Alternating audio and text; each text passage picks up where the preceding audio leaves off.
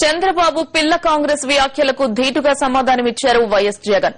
చంద్రబాబు గుండె మీద చేయి వేసుకుని చెప్పు, 4.5 ఏళ్లలో ఎవరు ఎవరితో కుమ్మక్కయ్యారో చెబుతారా అంటూ ప్రశ్నించారు. నన్ను దెబ్బతీసేందుకు కాంగ్రెస్ పార్టీతో కలిసి నడవలేదా అని ప్రశ్నించారు. సమాచార హక్కు చట్ట కమిషన్ల ఎంపికలో కుమ్మక్కైంది మీరు కాదా అంటూ నిలదీశారు. హైదరాబాద్ లో నడిబొడ్డున 400 కోట్ల విలువైన భూమిని మీ అనుచరులకు కట్టబెట్టలేదా అంటూ ప్రశ్నించారు. ఇదే చంద్రబాబు నాయుడు గారు ఇష్టం వచ్చినట్టుగా ఆరోపణలు చేస్తూ ఉన్నారు. ఒకరోజు తానంటాడు పిల్ల కాంగ్రెస్ పెద్ద కాంగ్రెస్ అని చెప్పి మా మీద ఆరోపణలు చేసే కార్యక్రమం చేస్తాడు.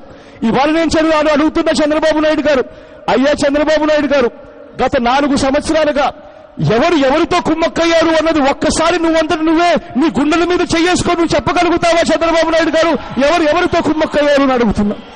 కారణం ఇదే చంద్రబాబు నాయుడు గారు కాంగ్రెస్ పార్టీతో కుమ్మక్కైతాడు.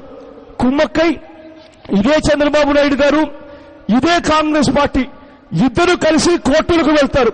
వెళ్లి నా మీద కేసులు వేస్తారు.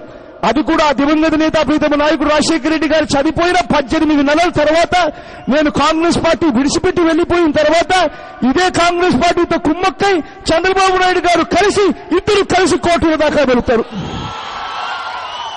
ఇద్దరు కలిసి కోర్టుల దాకా వెళ్లి కోర్టులో ఇద్దరు కలిసికట్టుగా కేసులు వేస్తారు. అంతేకాదు ఈ 4 సంవత్సరాలలో ఇద్దరు కలిసికట్టుగా ఆర్టీఐ కమిషనర్ల పదవులు పంచుకునే ప్రయత్నాలు చేస్తారు. అంతేకాదు ఇదే చంద్రబాబు నాయుడు గారిని ప్రసన్నం చేసుకునే దానికోసం ఇదే కాంగ్రెస్ పార్టీకి చెందిన ముఖ్యమంత్రులు చంద్రబాబు నాయుడు గారికి హైదరాబాద్ లో 9 ఎకరాలు జీఎన్ నాయుడు అనే వ్యక్తికి చంద్రబాబు నాయుడు గారి బినామీకి 400 కోట్లు విలువ చేసే 9 ఎకరాల భూమి అమీర్పేటలో కేటాయిస్తారు.